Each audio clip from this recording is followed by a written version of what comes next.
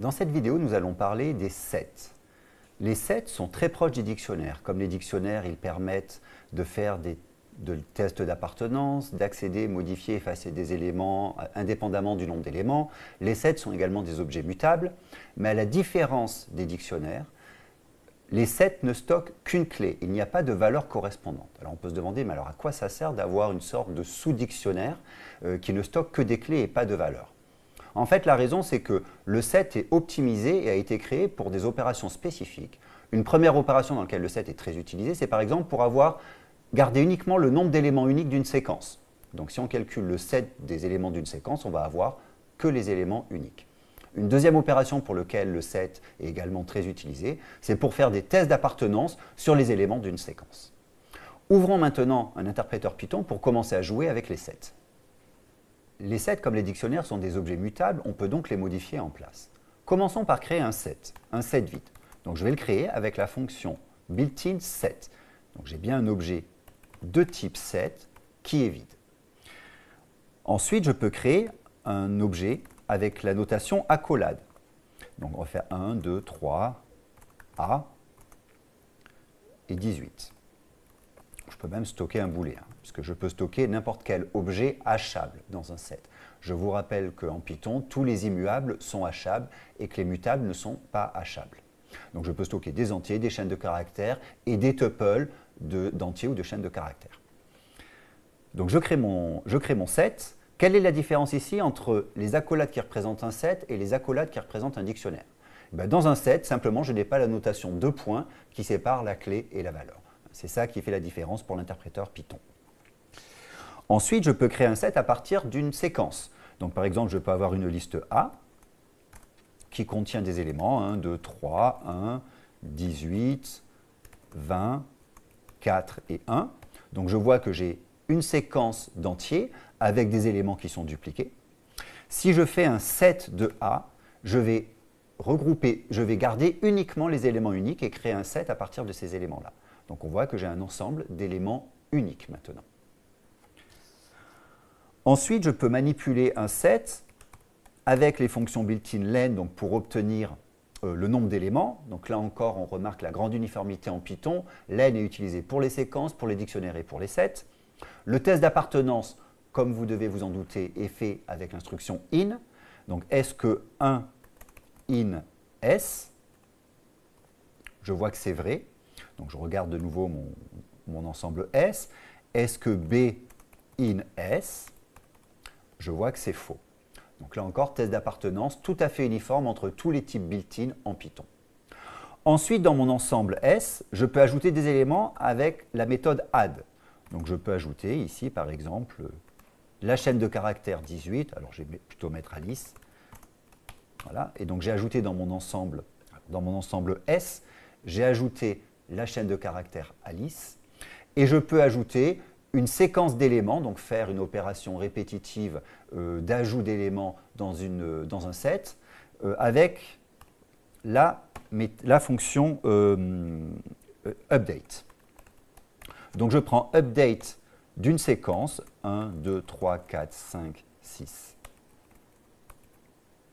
et 7, et évidemment, lorsque je fais un update, je ne rajoute que les éléments qui ne sont pas déjà dans mon ensemble S. Donc je fais un update sur S et je vois que dans S, j'ai rajouté les éléments qui n'étaient pas, notamment les 4, 5, 6, 7, mais par contre les éléments 1, 2, 3 qui étaient déjà présents n'ont pas été rajoutés. Ensuite, sur un set, je peux faire des opérations d'ensemble classiques. Donc je vais prendre un set S1 qui contient 1, 2, 3, et je vais prendre un ensemble S2 qui contient 3, 4, 5. Je peux maintenant calculer une différence entre deux ensembles, S1 moins S2, qui va en fait enlever tous les éléments de S2 dans S1. Donc on voit le résultat. Et puis ensuite, on peut prendre l'union et l'intersection des ensembles. Donc là, j'ai pris l'union et l'intersection, qui est notée de la manière suivante. Voilà. Donc des opérations classiques sur des ensembles. Regardons maintenant l'efficacité du test d'appartenance. Vous pouvez peut-être vous poser une question lorsque je fais un test d'appartenance. Est-ce que c'est rentable de convertir ma séquence en set ou est-ce qu'il vaut mieux que je fasse directement le test d'appartenance sur une séquence? Donc il faut comprendre ce que veut dire ce test d'appartenance sur les ensembles. lorsque vous faites un test d'appartenance sur une séquence, vous devez parcourir tous les éléments de la séquence jusqu'à trouver l'élément que vous cherchez. Donc, si l'élément n'est pas présent, vous devez parcourir tous les éléments de la séquence. Essentiellement, parcourir les éléments d'une séquence, ça correspond à regarder une case mémoire dans votre ordinateur et faire une comparaison entre l'objet stocké dans cette case mémoire et l'objet que vous voulez comparer. Faire un test d'appartenance sur un set, c'est très différent. Comme on a vu, un set, c'est une table de hash. Ça veut donc dire que faire un test d'appartenance, ça représente essentiellement un calcul d'une fonction de hash sur l'objet que vous voulez chercher. Cette fonction de hash va vous donner une case et ensuite vous allez comparer si cet objet est le bon. Donc la question qu'on peut se poser, c'est combien de temps prend le calcul de cette fonction de hash sur votre objet?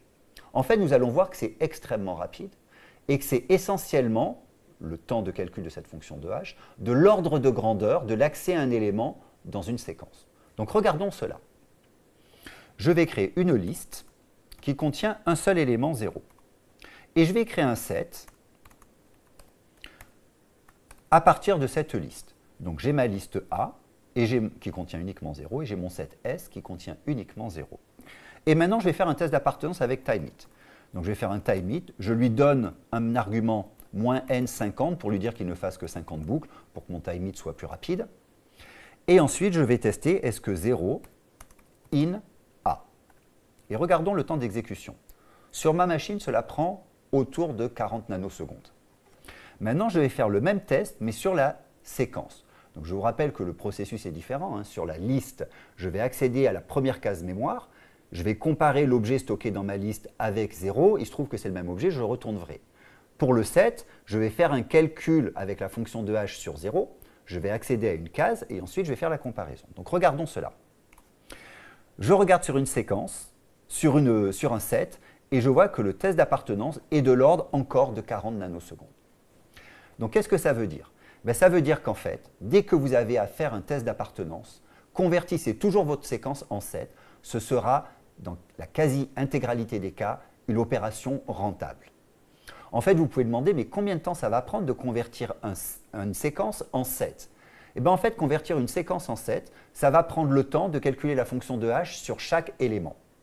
C'est essentiellement le temps qu'il vous faudrait pour parcourir une seule fois cette séquence si vous faisiez un test sur un objet qui n'appartient pas à la séquence. Donc on voit qu'en fait, dans quasiment tout le temps, c'est beaucoup plus rentable de convertir votre séquence en set. Donc c'est notre recommandation. Dès que vous faites un test d'appartenance sur une séquence, convertissez cette séquence en set et faites le test d'appartenance sur ce nouveau set. Dans cette vidéo, nous avons vu le type set, qui est une implémentation de table de hash, très proche du dictionnaire. La principale différence, c'est que le set ne stocke pas de valeur, il ne stocke que des clés. Et nous avons vu notamment que le set était extrêmement efficace pour faire des tests d'appartenance. À bientôt!